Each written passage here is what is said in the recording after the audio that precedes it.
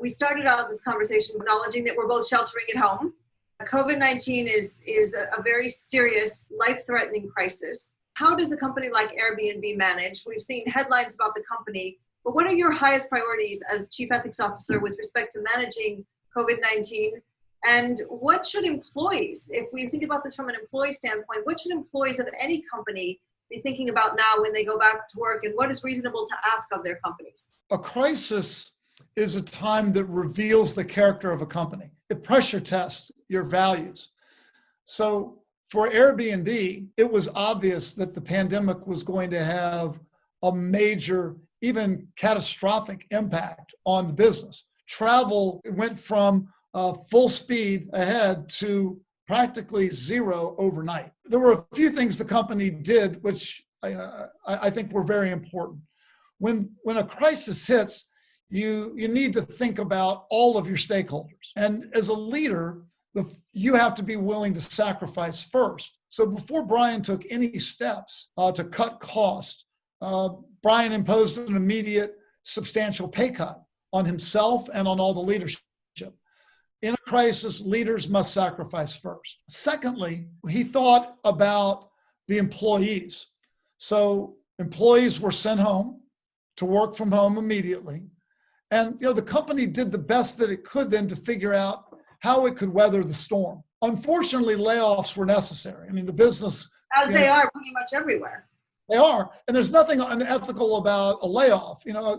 A company does what it can. And I think a lot of it is about doing what you can do to treat the employees who are affected empathetically and understanding what they must be going through. So Airbnb was generous in their severance, but beyond that did things like a year of healthcare, because they realized that in a pandemic, having your healthcare is top of mind for everyone. So paying for a year of healthcare was one important part of what the company was able to do. The other thing the company realized is that in the cutback, what was it going to do with all of the laptops from the individual employees? That was a depreciated asset that it wouldn't need, but it could be a huge boost to employees who, frankly, might need another computer if they were going to be at home searching for a job. So that the company or taking care of their children's school at home. That's right. So why not let the employees keep the laptop? So little things like that send a message that you do what you can do when you really care about people. Another thing the company did was it had to look at two other critical stakeholders, the guest and the host. So many guests had reservations that were non-refundable. What do you do in a circumstance where the guest can no longer safely travel?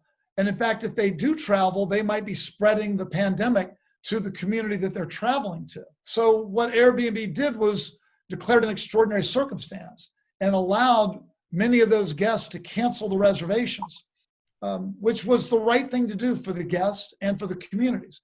Now that in turn had a terrible effect on the host, because the host were counting on this income to survive. Now, Airbnb owed them no legal obligation. Airbnb had the right to declare an extraordinary circumstance because of the pandemic, but just leaving the host in that kind of a situation would have been wrong.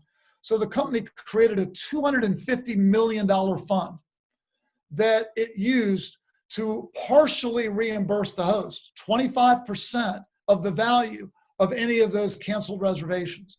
Now, it was not full because the company could only do so much, but the fact that the company took $250 million to distribute to hosts in a circumstance like this sent a clear message that it cared about its host community as well. So part of the message is you need to think about all your stakeholders. Your employees are important. Your guests are important. Your hosts are important. The communities are important. Instead of solely focusing on all of the financial impact.